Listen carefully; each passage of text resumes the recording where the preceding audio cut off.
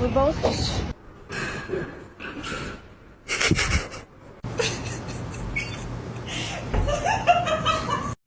What's the deal?